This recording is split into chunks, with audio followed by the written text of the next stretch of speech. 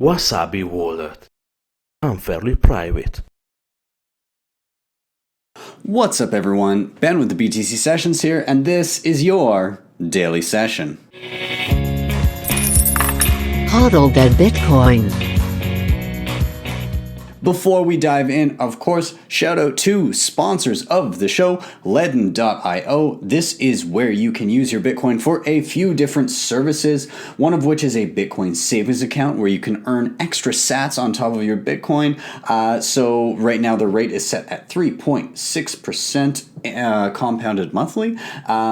You can also check out their Bitcoin-backed loans. This is where you use Bitcoin as collateral to secure a Canadian or US dollar loan, and these are available at various countries around the globe, so be sure to check that out. And finally, if you want to go long Bitcoin and you want to double your exposure, you can check out their B2X or Buy 2X Bitcoin product that they've just come out with. Any of those are available at the link below. And actually, if you opt to get a Bitcoin-backed loan, they will credit your account with an additional $50 worth of Bitcoin.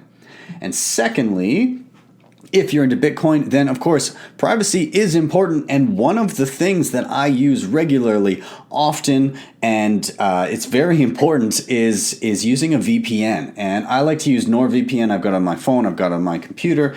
Basically, it hides your IP address, it encrypts your browsing data, and it has many other great things about it, including geo-blocked content being unrestricted wherever you are. So be sure to check them out. There's a link down below, and you can grab that for about $3 a month, so not bad. And with that, let's dive into the news. So big news of the day, it looks like Bitmex had a bit of a kerfuffle. So they sent out a mass email to their entire user base, but they forgot to use BCC, meaning that every single user's email address was just in plain text for anybody to see. Now, for you, those of you wondering, well, what good is just a single email address?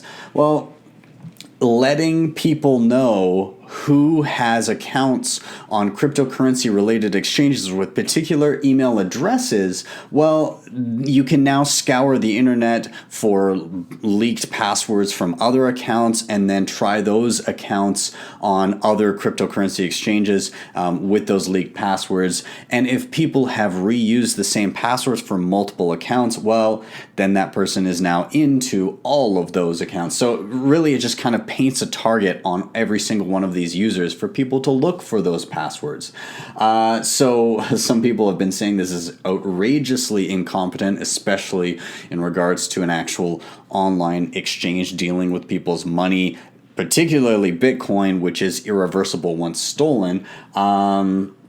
So there are a few quotes here. So all email addresses referenced with public breaches to associated universal passwords from their attackers can use proxies to try and break into email inboxes, exchange accounts, GitHub, Dropbox, etc. So basically, again, like I said, they're painting a target on these users' backs.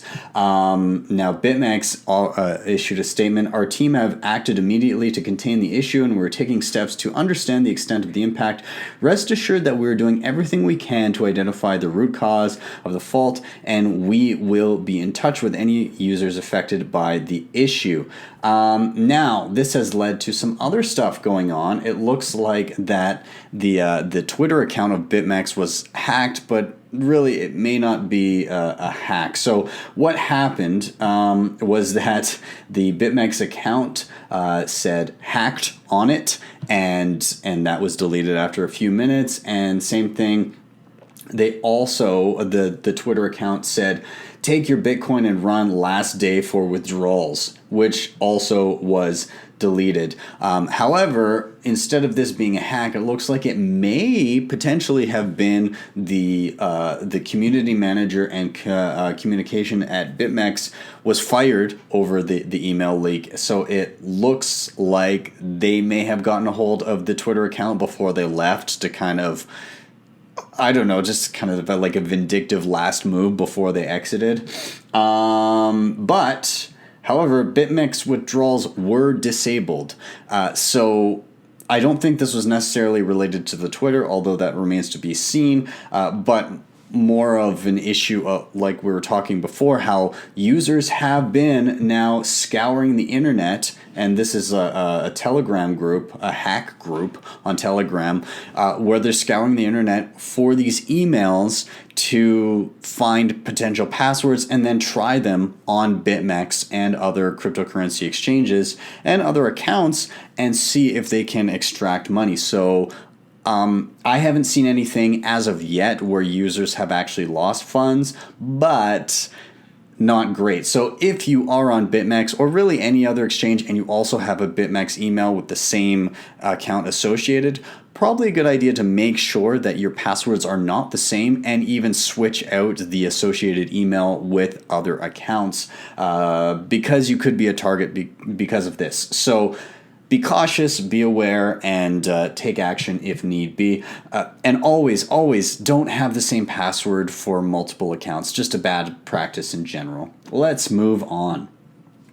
So Argentina's central bank is banning Bitcoin purchases with credit cards specifically. Now, actually, it does remain to be seen whether this is just credit cards or whether this actually pertains to debit card online purchases as well. But they are leaving alone bank transfers for the time being, it seems.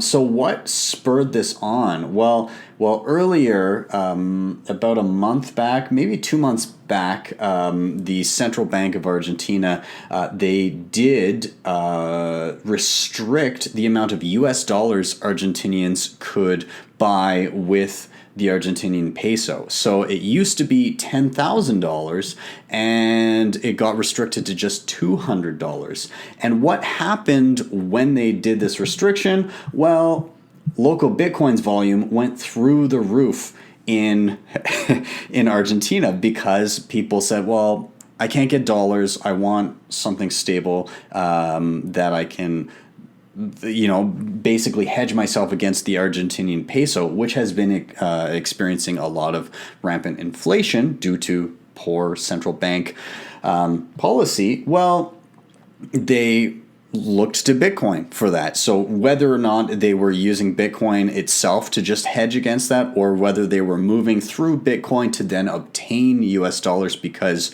you can't really stop Bitcoin from being sent, besides the fact they were utilizing Bitcoin in a way to get around these capital controls. Well, it looks like this clampdown on Bitcoin purchases with credit cards is in direct response to that. At least that's what it seems. Now, if you want to dive into a little bit more about the currency controls in Argentina and kind of what has been happening there and how the IMF keeps on bailing out Argentina because they keep on running out of dollars, there's a great article from, when was this? This is quite a bit earlier in the year, well, a couple months back on Zerohedge. So I will link to that in the show notes. Either way, it looks like Argentina is quickly looking more and more like Venezuela. Let's hope that it doesn't get as dire as that, but at least there is a way for people to get around this, even if they do cut off credit cards and debit cards to purchase Bitcoin. There's always just street peer-to-peer trading where people will be able to obtain Bitcoin to skirt these capital controls and hopefully hedge themselves against this type of a situation. Let's move on. There was a bit of a Bitcoin price slide, although it seems to have rebounded a little bit. Let me double check on that. Again, I don't even know why I talk about specific prices on this show at all because it can change so much. Yeah, it's pretty much bounced back. Anyways, Bitcoin did slide a couple percent, directly correlated with a flash crash that took place on Deribit and Coinbase Pro to be specific. So this was yesterday on October 31st. It dipped from 92.60 to about 90.55. At the time of recording this, it is up around 92.20, I think. So not that much of a change, but the flash crash happened on Deribit where it dropped all the way down to 77.20 and rebounded back over 9,000 within a couple minutes. Now, because of this, there were a lot of liquidations on Bitmex, who we've already talked about, and a lot of people got pretty screwed because they got liquidated with that flash crash due to Deribit. Now, Deribit has said that it will rectify the incident by bringing it back up to the pre-incident level and paying out some money to the people that were exposed to that sudden stop loss.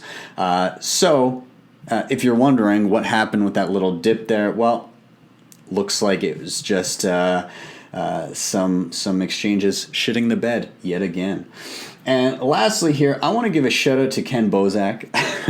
So, friend of mine, nice guy, met him a bunch of times. He's been to Calgary. I saw him in San Francisco at Bitcoin 2019. I've seen him at a bunch of places. Anyways, a while back, he called out a scammer at another conference that exit scammed some ICO. He's at it again. He called out this guy. I'm not even sure how to say his name. Yorgi. I don't know. Anyways, regardless, he's a German dude who is pretending to be Satoshi. He's clearly not, but he wrote a book. He's offering courses. He's basically trying to scam people by using the Satoshi name to get people to buy his shit. Anyways, Ken had a few choice words for him at World CryptoCon. And it's quite the video, so I'll link to it down below. You can give Ken some love for doing his Kenn Bosak thing. It was also Ken's birthday. Actually, it is his birthday today, November. Happy birthday, man. Anyways, give him some love on Twitter for this one. And this apparently resulted in this dude deleting his Twitter account, so even better. But he does still have a LinkedIn if you want to, ask him why he's pretending to be Satoshi. Be my guest. But anyways, don't buy his crap. The guy is a scammer. And kudos, Ken. With that, I'm going to sign off, guys. Thank you very much for watching. Of course, like, subscribe, share, always share. Great to have more people watching these videos. If you want to help out the show, you can hit up the sponsors down below, Ledn and Nord. Those links are in the show notes. And of course, check out Wasabi Wallet. Privacy is important, as with Nord, and Wasabi helps you break those links between you and your coins so you can maintain that financial privacy while still using Bitcoin. So check them out. Links down below along with a tutorial video on that. And if you really liked what you saw, you can always drop me a tip via the Lightning Network at my tippin.me page.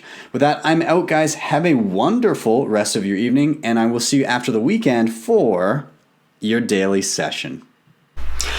Hey guys, totally forgot to mention this, just a little tag on, so I didn't do the sound setup for this, but there's a scammer out there, or rather somebody that created a bot that is pretending to be me on Twitter. Most of you have already seen it and informed me, but I just wanted to advise, be careful out there.